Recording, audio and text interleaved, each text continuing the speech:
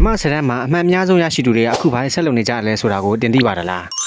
မြန်မာဆယ်တန်းမှာနှစ်အလိုက်တနိုင်ငံလုံးအမှန်အများဆုံးထူးချွန်ထက်မြက်သူတွေပေါ်ထွက်လည်ရှိပါတယ်ဒါကြောင့်ဒီလိုထူးချွန်သူတွေအခုဘာဆက်လုပ်နေကြလဲဆိုတာကိုအပိုင်းနှစ်အနေဖြင့်မျှဝေပေးကြပါတယ်ပထမဦးစွာဖြင့်1984ခုနှစ်မှာရေနံကျောင်းအထက်ကတက်6ပါးတကုံလူရှင်တနိုင်ငံလုံးဒုတိယနဲ့3နောက်ကန်လူချင်းဖြစ်ခဲ့တဲ့ဆွေပါရမီတော်ရဲ့ဆရာတော်အစင်ဆာနာတိကပါနောက်ထပ်တစ်ယောက်ကတော့ဆရာတော်အစင်ဆာနာတိကရဲ့တူဖြစ်သူ2012ခုနှစ်မှာ959မှတ်နဲ့တနိုင်ငံလုံးပထမရခဲ့တဲ့မောင်တော်စစ်နိုင်ပါသူကကယ်လီဖိုးနီးယားပြည်နယ်စတန်မောက် University မှာဘွဲရခဲ့တယ်2019မှာအမှတ်ပေါင်း955မှတ်ရတဲ့မောင်တုတရဲမှုကတော့ကိုရီးယားရဲ့နံပါတ်3ရုံစင်း University ကဘွဲရပြီးယခုကမ္ဘာအဆင့်တဲ့ Oxford တက္ကသိုလ်ရဲ့ Engineering ပါရဂူဘွဲကိုမကြာသေးခင်ကဘွဲကြိုထိုက်ရဝင်ရခဲ့ပါတယ်ဒါတည်းမကသေးပါဘူး2013ခုနှစ် CAE ကျောင်းကနေ953မှတ်တင်စားတရားပြည့်နဲ့တနိုင်ငံလုံးပထမရခဲ့တဲ့မောင်တန်နေစုကလည်းအခု Australia နိုင်ငံ University of Sydney ကနေဘွဲရရှိခဲ့ပါတယ်2016ခုနှစ်ရဲ့မထရမအောင်ကတော့ဆေးတင်မှာနောက်ဆုံးနှစ်ထိပဲတက်ခဲ့ပြီးအခုဆိုရင်စင်ကာပူမှာ Polytechnic ကျောင်းမှာတက်ရောက်လည်ရှိပါတယ်နောက်ဆုံးတစ်ယောက်ကတော့2019မှာတနိုင်ငံလုံးအမှတ်ပေါင်း955မှတ်ရရှိခဲ့တဲ့မောင်ကျော်လင်းတန်ပါသူကတော့2021ခုနှစ်နိုင်ငံရေးအပြောင်းလဲမှာပါဝင်လှုံ့ဆော်ခဲ့တာကြောင့်ပုံမှန်955ကကြီးနဲ့ထောင်ဒဏ်6နှစ်ထိကြာခဲ့ပြီးမကြာသေးခင်မြတ်လူငင်းနဲ့တူလွတ်မြောက်ခဲ့ပါတယ်။ဒီအမြင်ကိုကိုမမပြောကြအောင်နော်